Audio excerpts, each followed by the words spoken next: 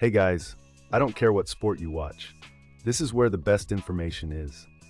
What we are watching unfold with George Pickens and the Dallas Cowboys is a masterclass in how organizational ego destroys roster efficiency. Jerry Jones is preparing to drag this negotiation into the mud, not because it makes financial sense, but because he is addicted to the headlines, and Stephen A. Smith just exposed the fatal flaw in that strategy. That saw him set career highs in yards and touchdowns. George Pickens is a free agent this offseason. When asked yesterday if he had any contract discussions with Jerry Jones and the Cowboys just yet, Pickens gave an answer Cowboys fans may not necessarily love. Jerry said because of you got Micah's money, you're going to get Micah's money. Because if Micah's not there, they can pay you. I mean, it's a very possibility. Everything in life is a possibility. But we definitely could have used Michael Parsons. We definitely could have used his talents. See, at the Pro Bowl, everyone's loose. Everyone's loose at the Pro Bowl. Awesome. It's not the same as regular. Yeah, Micah's like, oh no. Are we worried at all that Jerry Jones is maybe going to complicate this contract situation? We've seen these kinds of things play out, go longer than they're supposed to. I see your face, Stephen A. What do you think? Of course he's going to complicate it. Of course it's going to be long and drawn out because it's what he does. It keeps him in the headlines. It keeps the Cowboys in the headlines. It keeps the attention on the brand. He sees the advantage of it from a business standpoint. And you know what? The man is personally worth $13 billion. And his franchise is worth nearly $14 billion. And he wants that to go up to 20, 25, 30 billion. I mean, he ain't stopping. Okay, and listen, I've gotten to know Jerry. I'm very, very fond of him. I got a lot of love for him. You know, we talk frequently throughout the year. Everybody knows how I feel about him, but that doesn't mean I'm shy about telling him when you know, about his mishaps and when he's wrong and all of that other stuff. And today's going to be no different. You know, the offense is prolific. George Pickens is a stud. Now, there were a couple of games where that effort came into question. You looked at him, it's like, wait, are you going all out? And that's not wise to do in a contract year. But specifically when you saw him perform at an elite level, when you saw how the Pittsburgh Steelers looked offensively without him, when you saw Dak Prescott just speak up for him, which is not something Dak Prescott is prone to do. Yep. But he did that for this brother right here. You know what him and CeeDee Lamb mean to one another when they're on the field together and how sensational they can be. You have to pay this man. And so you're Jerry Jones. The question about him complicating it, sure, because his mentality is, where you going? You know, I got until the deadline to take care of you. You understand? And I'm going to draw it out because he's not joking, fellas. I'm not saying it's right. Please don't think I'm saying it's right because I've told him to his face it's wrong. We've argued about it. It's wrong. This is a dude that remembers when he bought the Cowboys. And he remembered when he had not one, not two, but $3 billion lawsuits against him. And he remembered when, you know, his family was wondering whether he was going to harm himself because he was in such dire straits, going to the bank, you know, lying every chance he got to get more money from loans and stuff like that to keep himself afloat. And his mentality literally is like, how dare you think that you deserve more than I'm offering you? He really feels that way. He really, really does. Now, the exception was that he has no business feeling that way. I see you, J-Mac. You're absolutely right. He's got no business feeling that way. But that's how he thinks. Because his whole mentality, the reason why Dak Prescott's the exception, you know why he keeps bringing up Dak Prescott as an exception? Because when he denied Dak Prescott his money, Dak Prescott went out there and still played and didn't hold out. So ultimately, you forced me to give you the money because you never deviated from your responsibilities to this team. That's how he thinks in this floor. And I'm like, Jerry, you know, I got on him so bad when he was negotiating against Michael Parsons. Like, the man's 25 years old at the time. You were negotiating before he was born. Will you stop? How you gonna treat him like he an agent? You know better than that, Jerry. Jerry's like, I don't play that bleep. You tell me one thing, you gotta honor it, blah, blah, blah, blah, blah. He lives in a different world. He does. He really, really does. I'm not making any excuses for it.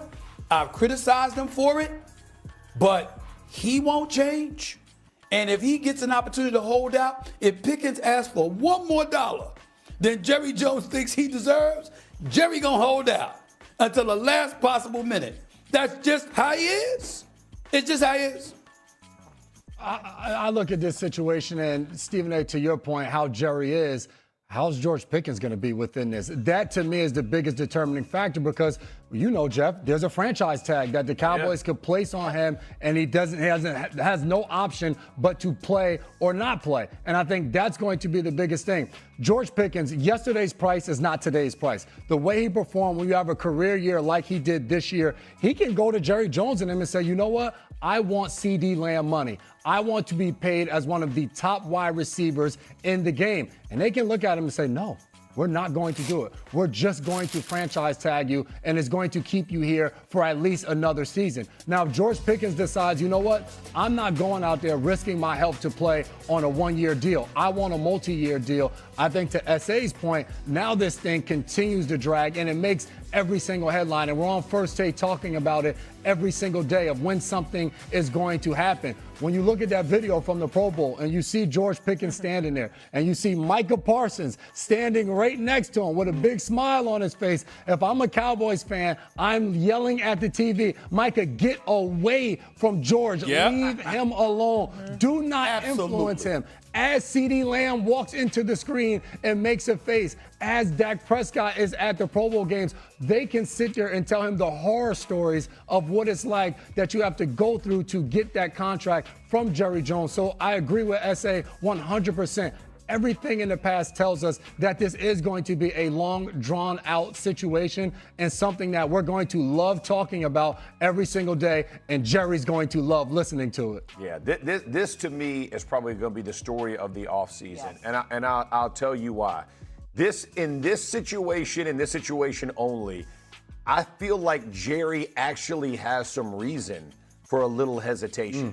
And SA, you made mention of it, right? A couple games where you might have questioned the effort, him being, kind of shipped out of Pittsburgh and Pittsburgh kind of wiping their hands of it. Hey, you kind of take him, not necessarily calling him a problem, but just, they couldn't get it kind of worked out.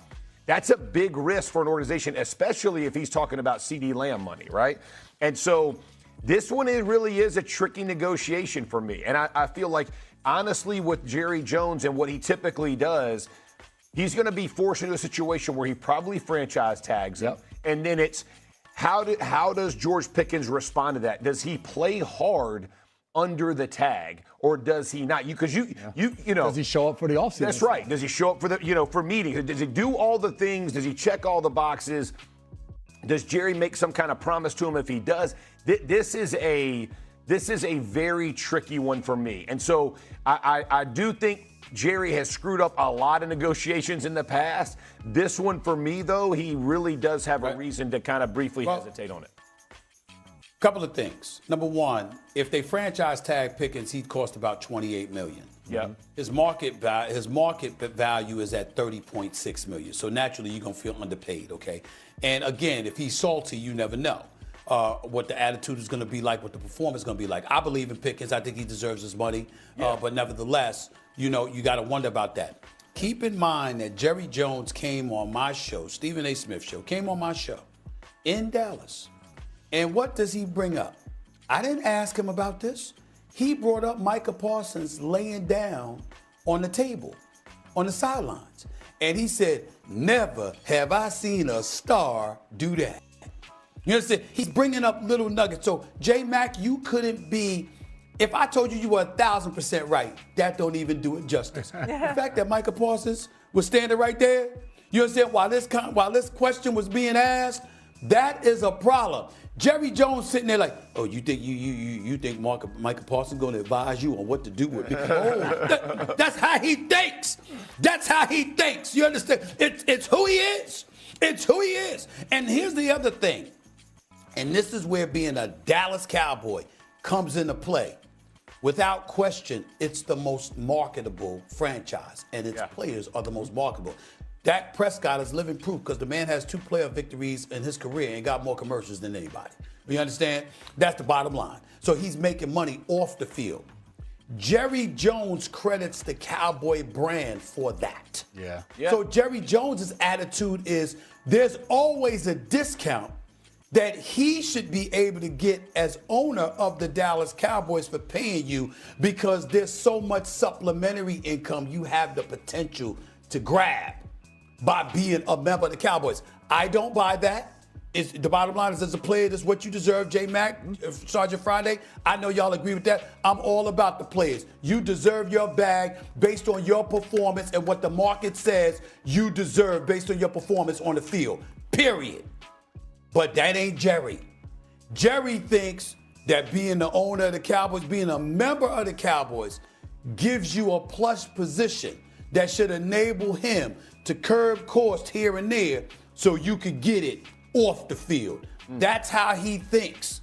So Micah Parsons being in that photo right there, in that video right there, that's a problem. We ain't hearing about it. You're hearing here on First Take First. We ain't gonna be discussing about it now. Wait until June, July roll around. We gonna bring up that very video. Yeah. Watch. Because I promise you, Jerry is going like this. It's very few people in the media that know this man better than me. I'm telling you, I ain't asking. The situation developing between George Pickens and the Dallas Cowboys is symptomatic of a much deeper, systemic failure within the organization's front office philosophy. A failure that Stephen A. Smith correctly identifies, but perhaps underestimates the tactical damage of. We have seen this movie before with Dak Prescott, with CeeDee Lamb, and with practically every high-profile negotiation Jerry Jones has touched in the last decade. The pattern is undeniable. Delay, posturing, media manipulation, and inevitably paying a higher price than market value, because the leverage shifts entirely to the player the longer the standoff lasts. Jerry Jones operates under a specific delusion that was highlighted in this segment. The idea that the blue star on the helmet acts as a form of currency. He genuinely believes that players should accept a Cowboys tax, a discount on their salary cap number in exchange for the endorsement opportunities and visibility that come with playing in Dallas. In 1995, that logic might have held water. In the modern NFL, where players build global brands via social media regardless of their market, that leverage is non-existent. George Pickens knows this. Micah Parsons knows this. The fact that Parsons is actively advising Pickens, literally standing next to him, smiling, while discussions about getting the money are happening, is a nightmare scenario for ownership. It signals a unified labor front within the locker room that sees through the family business rhetoric Jerry likes to espouse. Furthermore, the tactical discussion regarding the franchise tag is critical here. Using the tag on Pickens might cost around $28 million, which is slightly under his projected market value of $30 million, but it buys you a disgruntled player. We must acknowledge the specific volatility of George Pickens as an asset. The Pittsburgh Steelers, a franchise known for tolerating difficult personalities if the talent is elite, eventually decided he wasn't worth the headache. If Jerry Jones attempts to play hardball with a player who has already shown a propensity for effort issues when unhappy, he is lighting a fuse in his own locker room. The argument that Pickens should prove it, again, is absurd after a career year. The danger here isn't just financial, it is cultural. When the owner prioritizes the media circus of a drawn-out negotiation over the security of his offensive weapons, he sends a message to the entire roster that the business of the Cowboys is marketing, not winning championships. Stephen A. Smith notes that Jerry loves the attention, that he wants the franchise value to go from $14 billion to $20 billion. That is the crux of the issue. Every day George Pickens is in the headlines discussing a contract dispute is a good day for Jerry's wallet, but a bad day for the Cowboys' Super Bowl chances. You cannot build a winning culture when your star players are constantly fighting the owner for what the market says they have already earned. Until Jerry Jones relinquishes the need to be the smartest negotiator in the room, a title he has not earned in the salary cap era, the Cowboys will remain a marketing giant and a football underachiever. This negotiation will define their offseason, and if history is any indicator, Jerry will wait until the 11th hour, pay top dollar, and lose months of goodwill in the process.